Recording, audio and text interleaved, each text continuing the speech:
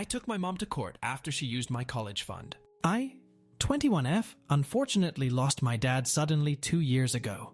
My dad was an alcoholic, so I didn't have a good relationship with him. He was often verbally and emotionally abusive to me as a kid, so I stopped talking to him about 2 years before he passed. His death came as a shock to me since I never thought he would pass away so young. He was 54. My dad didn't have any other children, and my parents were divorced at the time of his death. And I am an only child who has no other relatives that I'm close to. I ended up having to decide everything once my dad passed, which put a lot of stress on me since I was grieving horribly. My mom, seeing how horribly stressed and overwhelmed, I was offered to be the one to close his bank account, which I accepted since she told me there was barely any money left in his account. Besides closing his bank account, my mom didn't offer me much support since she was super bitter from the divorce. She's also a very cold person in general. Just a couple of days later, she started to complain about how I needed to move on, and asking why do I care when he wasn't a good dad. She even said that I needed to care about the alive parent, and not the dead one. Even though I wasn't speaking to him at the time of his passing, I still had a hard time accepting his death. In the back of my mind, I always thought at some point he would be able to overcome his addiction and come back to us as a changed person. About a month after my dad's passing, my boyfriend, 27M, but he was 24 at this time, and I were up at his apartments picking up some paintings. We were getting ready to head back when I got a call from my mom. She told me that she was in the hospital because she had a stroke. This was at the end of COVID, so only one person was allowed to see her at the time. Luckily, when I got there, she was recovering just fine. She had some trouble walking, but the doctors said she was going to be okay. My mom was in the hospital for about a week. Over the first day, I was home alone. My boyfriend had to go back to his place because he was student teaching at the time and couldn't miss a lot of school. Because of my dysfunctional family growing up, I have struggled with mental health for my whole life. That first day being home alone was one of the scariest days of my life. I was still very much grieving over my father, and my mother had almost died. I didn't have any friends in the area at the time because we had just moved there and COVID made it hard to meet people. I was having panic attacks and depressive episodes the whole night. The next day, my boyfriend saw how much I was struggling being alone. We decided that it wasn't good for me to be home alone, and that I needed support as well. He wasn't able to stay with me because of school, so he decided to bring me back to his parents' place to stay until my mom was out of the hospital. He lived with his parents at the time, and they both work from home, so I always had someone there with me while he was at school. My mom had her boyfriend visiting her every day, so she was not alone either. Over the week my mom was in the hospital, I called and texted her every day. I was also able to go visit her one more time after that. I am unable to drive, so I had to wait for someone to take me to the hospital. Once she was better and released from the hospital, I went back home to help take care of her. Just like any stroke patient, she needed help doing basic things, and I was there for her as much as I was able to. She refused to get a temporary nurse/caregiver to help her for some reason, so it was all on me, which I was okay with. One of the side effects of having a stroke is short tempers and memory problems. The doctor said to expect these things, so when she started getting angry at me for no reason, I didn't let it get to me. A couple weeks go by and she is healing a lot and doesn't need as much help doing basic things anymore. But I noticed her short temper and anger wasn't improving. She constantly would argue with me over little things. Then one day, we had a conversation about me going to my boyfriend's house while she was at the hospital. It turns out that she was holding a major grudge against me because she viewed that as me abandoning her and that I didn't do enough for her. I explained to her my side of things and talked to her about how I called every day, visited her, and I needed support as well. She ignored all of my feelings and said that I was an ungrateful daughter and that I only care about the dead parent and not the alive one. I was so upset over this because I felt that my feelings did not matter to her, which is something I have always struggled with growing up with my mom. When I was a kid, whenever I was upset, a lot of the time, she would tell me to get over it, or it's not a big deal. One time when I had a panic attack, she shook me really hard and yelled at me to stop. But whenever she was upset over something my dad drunkenly said to her that hurt her feelings, she would cry to me and I would comfort her however I could.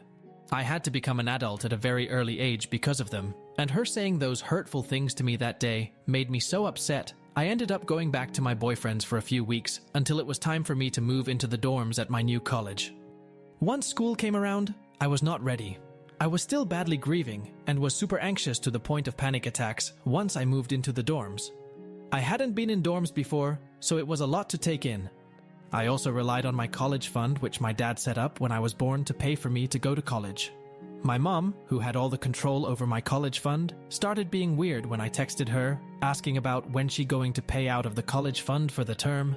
I asked over and over again when she would pay it. She kept saying, "I'll get to it, and don't worry about it." As the week came closer to an end, I realized that she wasn't going to pay for my college, and I was going to be stuck with a $15,000 bill and no way to pay it. So I made the hard decision and dropped out of school. After dropping out and telling my mom that she missed the deadline, she told me that she was once again disappointed in me and that I wasn't allowed to move back in with her because I stress her out too much and she thinks I'm abusive. She also said that she was going to take the baseball cards that my dad collected with me, as well as some paintings he got in the divorce. My dad's baseball cards and paintings are the only physical items I was able to get from his apartment. I was absolutely devastated after she told me this, so I ended living again at my boyfriend's parents' house after explaining the situation to them. Over the next 6 months, I attempted several times to contact my mom regarding my college fund, as well as to get help with paying for my dad's burial of urn, but got no answer, which still hasn't happened yet. He is in an urn at my boyfriend's parents' house at the moment. My mom also decided to take me off her insurance as soon as I was kicked out, so that was a fun surprise when I had a UTI and needed to go to the hospital. It took a while for me to process everything, because over a month or two, I essentially lost my entire family and technically became homeless. If my boyfriend broke up with me at the time, I would have nowhere to go. I decided after 6 months that I was ready to go to community college. I also decided that one last time I was going to ask my mom about my college fund. When I went to ask my mom about it, over text, I was told that she had gone back to college, which I told her I was supportive of since I assumed she meant using her own money. But she went on to say she was using my college fund for herself.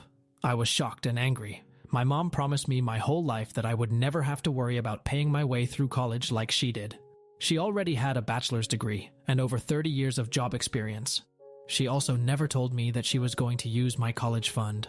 On top of that, she made a lot of money in her last job. From what I could guess, she made well over $100,000 a year. So there was no question on whether or not she could afford it on her own or not. I asked her, "How long have you been using my college fund?" And it turned out my mom had been using my college fund for herself since I last attended college before I had to drop out, which was 6 months ago. I was angry and ended up texting her, "How could you do this?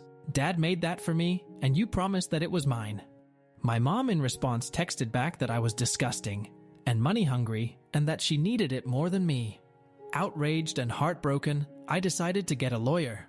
I wanted to get a lawyer since my college fund was set up by my dad, so I believed that I had a case. Also, my mom took all my dad's assets and I wanted to get them back. Long story short, I was able to get a lawyer and the whole process took over a year to complete. Essentially, we had to redo their divorce and the dividing of the assets as well as claiming me as the beneficiary. She fought and stalled the whole time. This could have been done in a couple of months, but she stalled it to be over a year and cost both of us a lot of money because of it. I was able to strike a deal with my lawyer to not have to pay until the matter is over. I also had to take out a loan. In the end, I ended up winning the case. We discover that bank account that she told me had almost nothing in it actually had around $90,000 in it. I ended up getting $45,000 of that. I also got his half of the retirement plans as well as the baseball card collection, which is worth around $50,000, and the paintings. We also learned that at some point after she kicked me out, she took a long trip to Europe using the remainder of my college fund. She had to reimburse me for that. As of today, I have not spoken or texted my mother in over 2 years. I am waiting for the retirement agency to process all of the retirement accounts to go to me, so I haven't seen any of the money other than the baseball cards and the paintings. My boyfriend and I moved out of his parents' house into an apartment. He's a full-time teacher now, and I'm still working my way through college. Luckily, financial aid has helped me out a lot. We have plans on getting married one day once things settle down a bit, and right now, I'm just trying to figure out where my place is in the world and how I can move forward after everything.